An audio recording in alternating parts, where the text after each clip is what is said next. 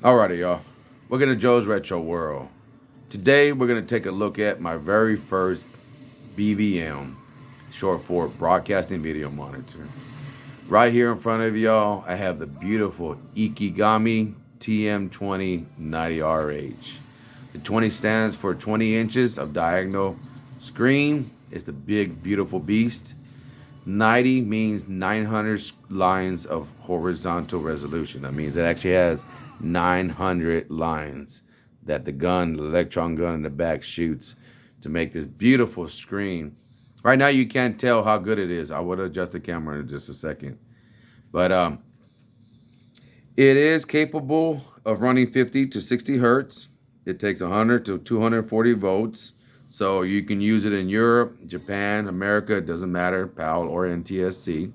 It's compatible with both. I played some games in 50 hertz, and it's amazing how much slower it really is. It's crazy different from 60 hertz. And I feel bad for people that have to play in 50 hertz because, oh my God, that's really slow. But luckily, I'm here in America, in Dallas, Texas, and so I have NTSC. Plays super fast, and it's beautiful. Now, this Ikegami is part of the Master Series broadcasting monitors, and it was designed to be the best that you can possibly get at the time. This was made in November 2004. It has the best component capacitors. It has the best flyback. It has everything top of the line in this beautiful monitor. And it was designed to be running 24/7. That's what broadcasting video monitors do. These are the monitors that you see inside studios where they're watching camera feeds and they needed to see something 24/7, okay? They need to watch the feed. And these are the monitors inside. A lot of people don't like to get BVMs due to the fact that they have a lot more hours because they are left on 24/7, but they are way better than a PVM, which is a professional video monitor. Those are the ones that you see like in a movie where those called the director sitting there with a little PVM so he can watch his scene, see what he's doing, how is it looking. Okay, those are the PVMs. But then you got the guys, of course, back in the studio that are watching the BVMs. Okay, so don't get them mixed up. They're two different things. They're both awesome, but I prefer a BVM, which is a higher quality to me and to a lot of other people when you do your research. Okay, and I've done my research. Now, I got very lucky because there was a guy trying to sell me a JVC, which was a very cheap monitor. It was one of the cheapest that you can get. It looked just as good as a commercial CRT TV. So it really wasn't worth the money. But then all of a sudden, he had a Sony Trinitron, little 8-inch that he was going to try to sell me. And so I went to buy that. But while I was there, he said, hey, I happened to pick up 2 more monitors. Do you want to look at them? I'm like, yeah, let's check them out. And so all of a sudden, he just took the blanket back away. And there in the back of his truck was these 2 beautiful monitors. And one of them was this Ikegami right here. And when I seen it, I had seen a video before where the tray in the front came out and I had to have it. I knew exactly what it was. So he sold it to me for $400, which was a steal because these monitors go for a lot more, especially this big girl. The bigger the size, the more valuable it is because the rarer it is. There's a whole bunch of 14s out there and all that. But this one is a big 20-inch beast, and I love it. Everything looks good on it. It has analog, composite, and component inputs in the back right now. It has those 2 cards. It also has another card for remote control, so you can set it up to remote control, and you'll be able to do all the adjustments and everything, color, brightness, all that from your remote control separate. And it has a wire, of course, but you don't need that. This right here, you pop the tray out in the front, and you can do all your horizontal, vertical, moving, everything. Everything from the service menu is available 1 click away. You don't have to worry about constantly pushing buttons to scroll through the service menu screen just to get to it. This is all push button. And I'll get to that just a second. Let me give you a little more information on it. It does have an inline self-converging electron gun, which is one of the best shadow masks guns that you can possibly get. It helps to control its convergence on itself, which is just beautiful. And that means that the red, green, blue signals all hit perfectly in the same spot all the time. Now, yes, you can move it around with the focus on the flyback, but majority of it is done electronically. And that's what's great about these monitors, is that these Panasonic tubes were just beautiful and outstanding back in the day. A lot of people were like, Panasonic, are you serious? You know, yeah, that's what it got. Yeah, I got some Panasonic tube in there. And so I got it, brought it home. It had turned off on me one day while I was playing. I was showing my daughter-in-law some games on Sega Genesis, and all of a sudden it went black. And what happened was the flyback was sending too much electricity through the G2 potentiometer, and it was turning the system off. It was doing what's called an overload. It was doing an overload protection, and it was just turning itself off so that it doesn't blow the tube. It was just sending too much electricity. And that's what's great about these Ikegamis. They have a warning right here in the front. Right here, overload and no burst. Automatic control. It lets you know. And then, of course, the DGAUS is next to it. So it protected my monitor from burning out, from shorting itself out by doing overloading, the electrical current to the tube. So I had to open it up and figure out what it was. And it took me 3 months, almost 4 now, to figure out what was going on with my monitor. But a very beautiful person on Reddit showed me what was going on, explained to me that I just need to go and find out what was overloading. It most likely was going to be my flyback transformer. And so for me to go over there and adjust it with some plastic gloves to protect myself from electrical shock, and to use a screwdriver to adjust it. And yes, that's exactly what I did. And I got it back working perfect. I actually made it look better than what it did before. I focused it in with the focus button, the potentiometer, and then the G2. And so it just looks beautiful. It can be daisy chained to other monitors. And when you do that, just make sure that you put the 75 ohm BNC connectors, terminators in the back. And this will keep it from being over bright, and also it'll help stabilize the picture. Just makes it look better, okay? There's no interference and all of that bouncing around from, the ohms jumping around. They put that 75 ohm terminators, and boom, your monitor will look way better, okay? So let's go ahead and move this and show you up close. Alrighty, y'all. So here it is, the front of the PVM. Got your power here. You got your DGAUS. That DGAUS is it. It sends that magnetic wave through there, clearing out any of the screen for any impurities. And then here's my overload signal, my no burst signal. I believe this is infrared, so if I had a remote control, I'll be able to control it that way. Right here is for my controls to change the feed of the input. It's available. It has 2 inputs for the 3 inputs for the composite. Yeah, and 1 for the component. Well, actually 2, because one's going in and one's going out. And then I'll show you that in a bit. But right here, as you can see, it's either red, green, blue, or YPBPR, which is component, or red, green, blue. And you simply turn it off and on just like that. And it turns off, turns on. So that's how you change the signal. If I want a composite, I'll do that, and it'll change to composite. And once I want to go to red, green, blue, or component, I'll just turn it on like that. I like that. I like that feature. It's very handy. Also, this is only for the composite. This won't change the feeds right here. But if I go to composite, it'll go to composite feed A, B, or C. Okay. And as you can see, it says no burst on this right here.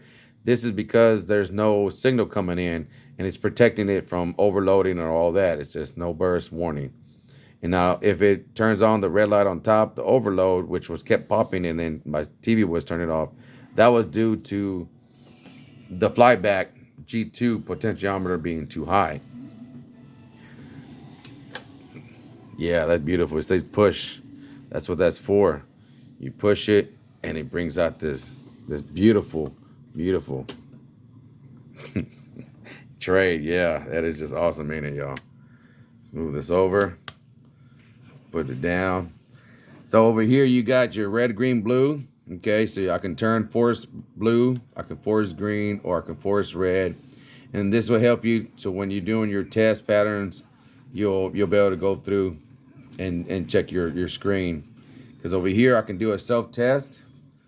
If I was to put the screen up, push test, it'll pull up this screen, this test screen.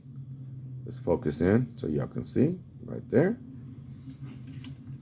It'll go to all white. Now this one I like because this one helped me to focus the flyback really, really perfect. This self-testing screen is all these little H's, and as you can see, I got them just perfect. They are sharp. There's no distortion. There's no nothing. Convergence is good. Everything is good. I love this. I love how it came out. Let's back up. Okay. So, along with that, you continue pushing test. It'll go through, and you can check your brightness to make sure that you get all the correct. Another part, and then back to your feed, okay? Excuse me. You can also manually change your chroma. Now, if you push it in, it turns it off, okay? Now, if you want to change it, you open it, and you adjust your chroma here. Brightness, manually adjust it. Or even contrast. You can adjust your contrast. Now, a lot of times if you got too bright of brightness and contrast, your overload button will come on, okay? And that over here is showing that I'm using file 2. File 2 is where I put up here and I did some presets and adjusted I adjusted and calibrated but you had to calibrate it with each game system. Sorry about that. Now what I mean is, if I have a PlayStation 3, it's sending a different voltage and signal than a PlayStation 2. Even though they're both component, it's sending a different signal. So I have to go over here and hit change presets. I have to recenter my vertical. I have to recenter my horizontal, the height of the vertical, the width of the horizontal. Sometimes you can even do your horizontal phase, which is left and right also. You got your rotation, which I do not have to do because it is perfectly square. It is perfect geometry. The expand, I do not know what that is. I don't mess with it. If you don't know what it is, don't mess with it. I do have the service manual. I have that in the link, and it is compatible, the service manual, with every TM model there is, from the 14 all the way up to the 20, okay? And there's like 8 different models, I believe. And then also you can check, it has a red, green, blue. So I can change the red drive, green drive, and blue drive also. I can change the brightness. Hue, it does not let me do that. It lets me change my chroma, my contrast. It also has a display setting. It also has another menu right here. So when I hit this menu button, it pulls up another menu. And then from there, I can either enter or escape. Now, display, I have no idea what that is. I haven't read it in the manual also. Over here, you have external sync, which you need to use with red, green, blue wires, that you hit the red, green, blue in the back, and then you have maybe Luma or Chroma on the side, or even sync on green or whatever. This one, I believe, is syncs on Chroma on yellow. So you'll have to hit the external sync. Right now, it's using just components, so I don't have to worry about all that good stuff. Now, when I go to change settings, I have this beautiful wheel. I love it. It changes just like this. So I would push one of these, and then once I'm done, I hit it, and I can hit store file, and then I can hit whatever file I want. So every time I go to play a different game system, I can change how the screen looks automatically, because a PlayStation 2, like I said, will not look the same as a PlayStation 3. They're all different. Even though they're the same company, they're all component, every single system has a different color palette and voltage and look, everything. So you have to constantly tweak each game system to look perfect. It's not going to look perfect with everything, okay? So don't get all hyped and think that's what it is. No, that's why they put these manual buttons in the front, so that if I can't see the game, or I need to turn the brightness down or contrast or chroma, I can do it manually here. The hue you cannot change. This does not work. I've tried it over and over again, and it doesn't change. Over here, you can see these two inputs. One of them is designed so that you can hook up this self-calibrating little device. They sell it for $100 on eBay. But unless those things are perfectly been refurbished themselves and calibrated itself, it's gonna mess up your calibration. So don't use those things. It's cool to own as a parting gift, whatever, but don't use it to calibrate your TV. Calibrate your TV with your own game system and your own 240p test suite, which is free and available to anybody to download for various systems, and you can burn it onto a disk if you have to, or even you can put it on your Mega EverDrive, your Crits, multi-card, whatever, anything. It's available for every system, trust me, okay? So yeah, this Ikegami makes it easy to do all your adjusting right here, y'all. And so let me go ahead and let's go back. Let's go up. And let me show you what I mean. All right, so let's focus. Let's get to where the screen looks good to you. Okay. So right here you can see a little black edge. You can see just a little bit where the screen can still extend out just slightly. So I'm gonna come over here and I'm gonna hit my chains preset. I'm gonna go to width of the horizontal, light that up. All right, so it's lit up, the width button. I don't know if you can see it there, yeah. And now with that on the screen, it says width, okay? So with the little knob turning right here, with this knob, I'm gonna go ahead and extend this width. See how I got wider? So now I'm at 100%. It fills the whole screen in. But whenever I go switch over to a PlayStation 3 or Super Nintendo, I'm gonna have to adjust it again so it can fit that system. Yes, I know it's a pain in the butt, but that's just how it goes. So as you can see, this Ikegami has a beautiful, look at that. You can do it at 0.1%. That is awesome. Very precise, very beautiful, precise.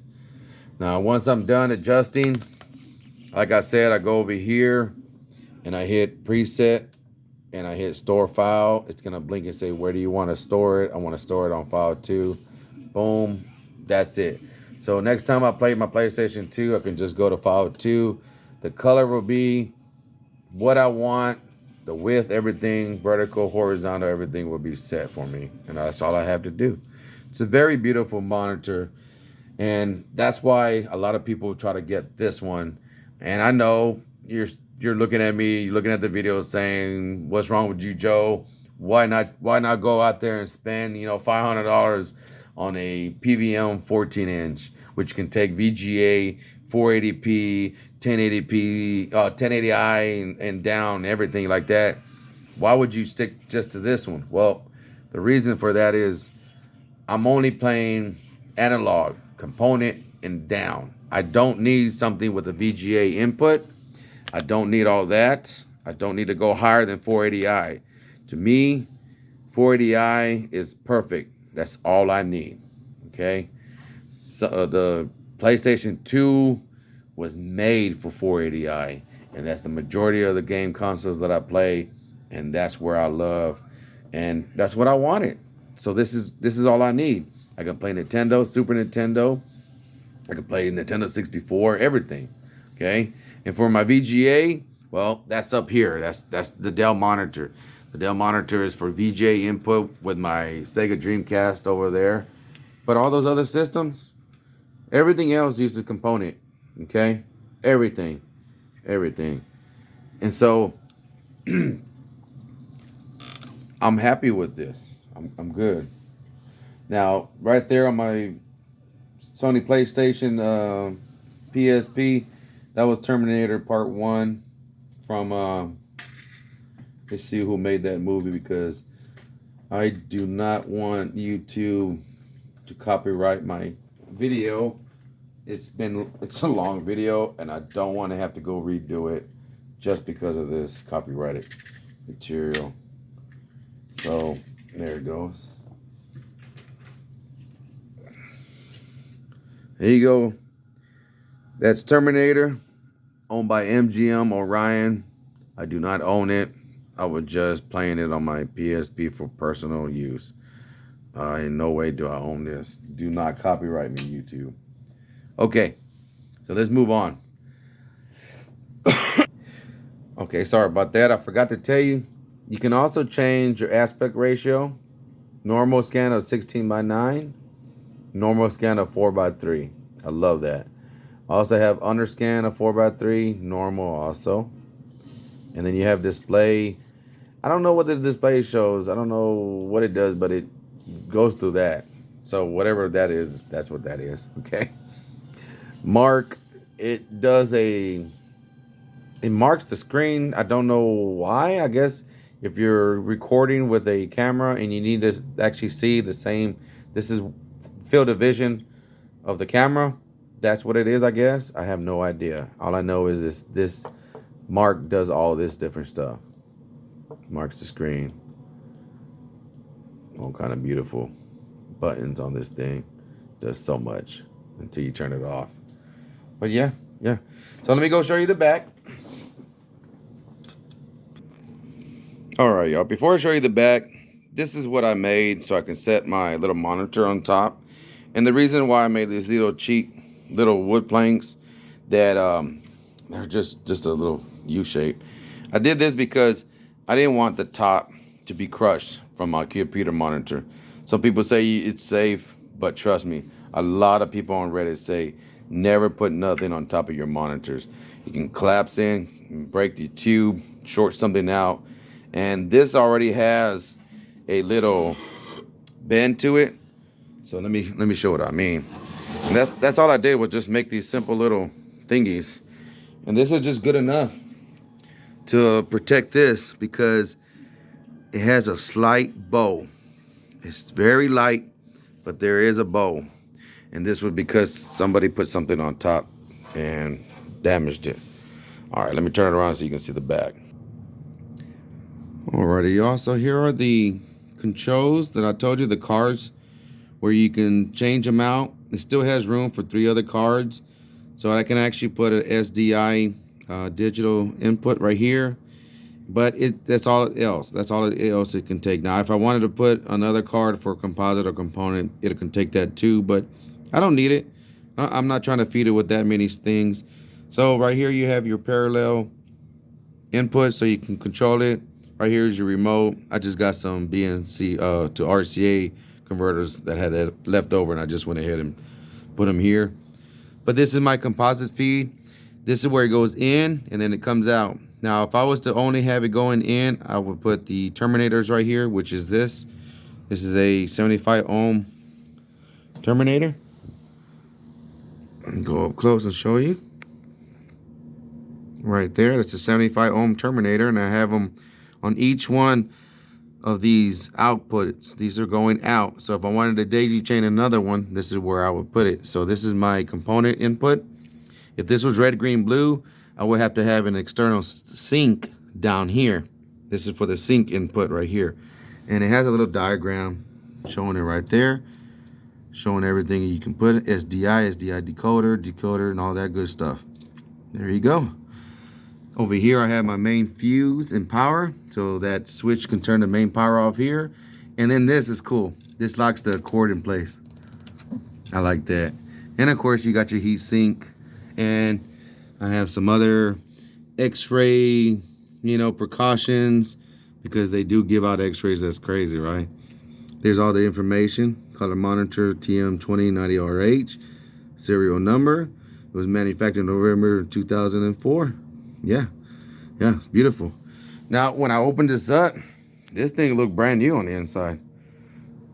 I took the 4 screws off top and adjusted the fly back. Let me go ahead and open this up for you. All right, I got the screws off. You just pull it back and pull it up, and that's it. There's that beautiful guts. Now this is the fly back that I was talking about right here. Now this is what was overcharging. It was giving out too much electricity to the tube, to the analog cap, and it was making it turn off with the overload safety. So let me grab this baby. Go over here and show y'all. So this is the flyback transformer. This is what I had to go and set. As you can see, the potentiometer all the way to the right is actually glued in place. That you don't want to touch. That's set from the factory. You don't need to touch that. But the second one, right over here, this middle one, this is my G2, and that helps to send the amount of current to the tube over here. There's my tube with the analog cap.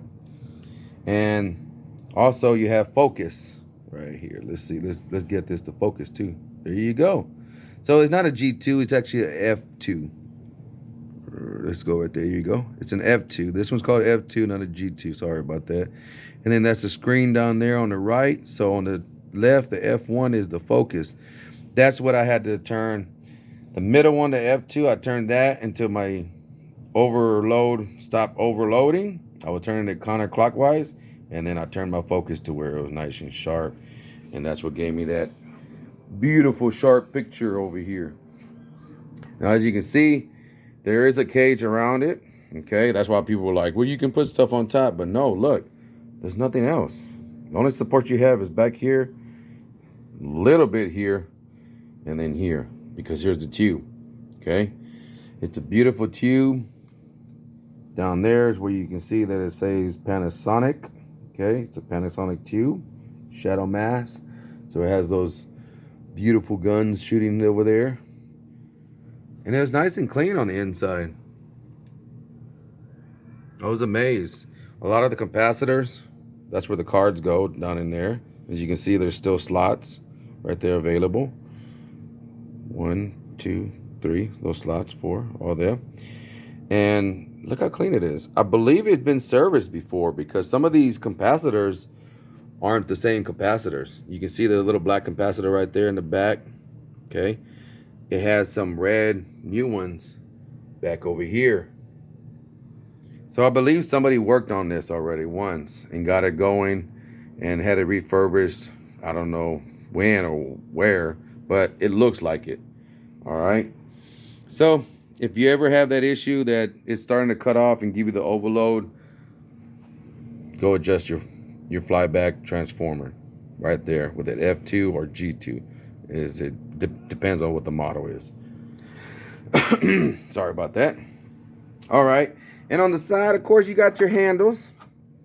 And right here, this is where if you were gonna mount it, you were mounted with these screws to the mounting board. It would slide in and it was supported here.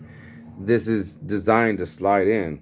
You know, it's a big fat BVM. It's designed to slide into the wall on the screen with all the other ones and support itself, but nothing on top. So please do not put nothing on top.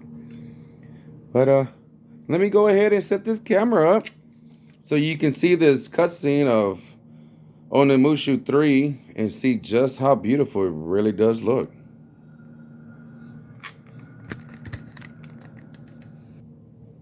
Let me show you this too, might as well while I'm at it. So here's my top. It says down just like that. Okay. Get my screws.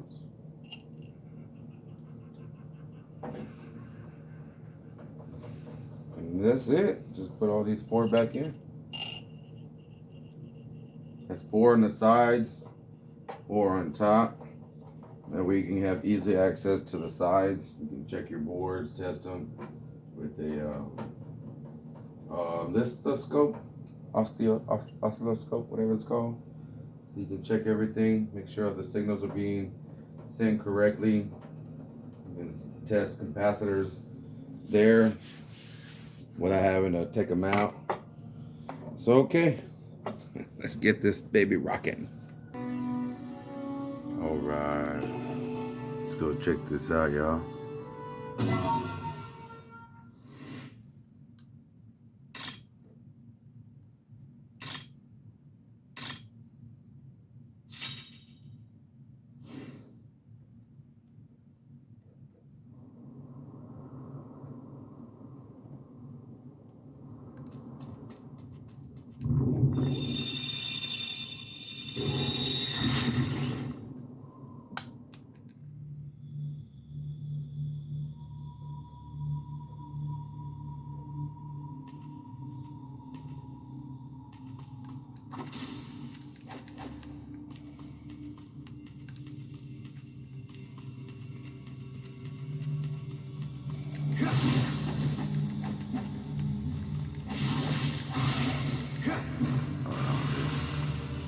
There you go.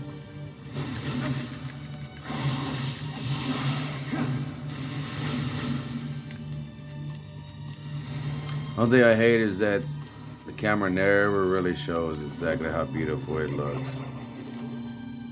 What is that?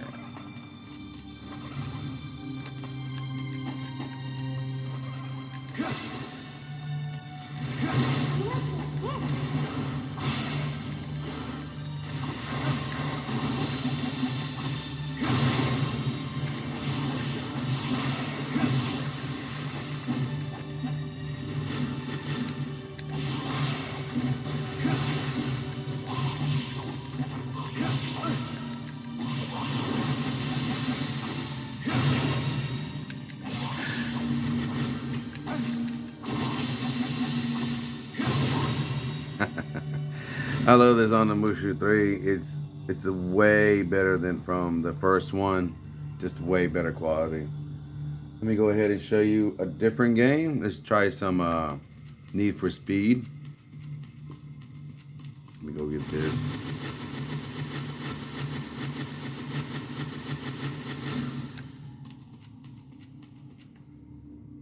This camera really ain't doing this justice. I hate that it's a little dark like that.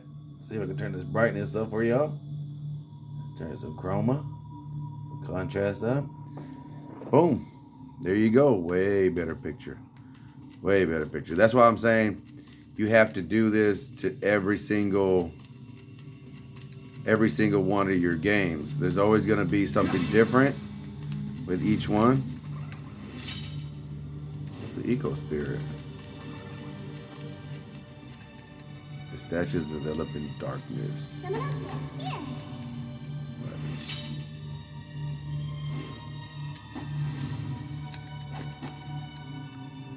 don't know how to turn it off.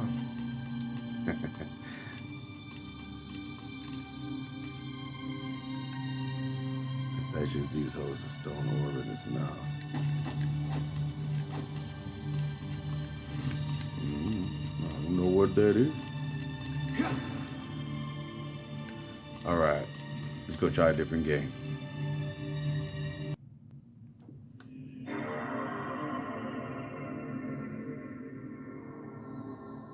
Those towers are all the game saves. Did you know that? The more save states, the more towers.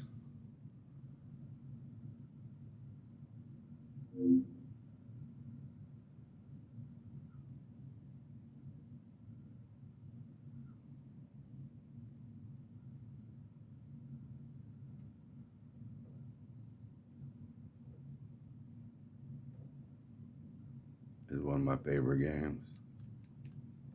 EA Games. Challenge everything.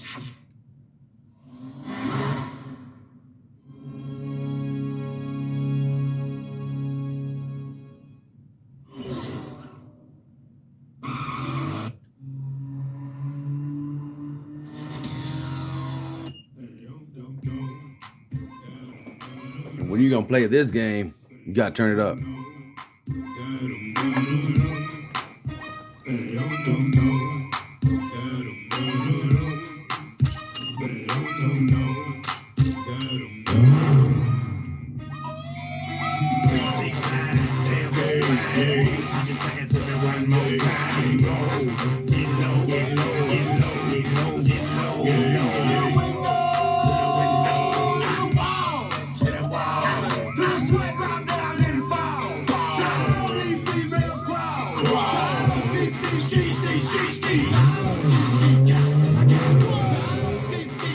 my car.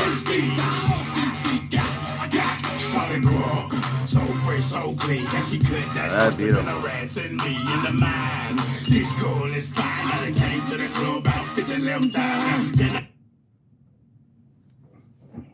Little too loud. Okay, there.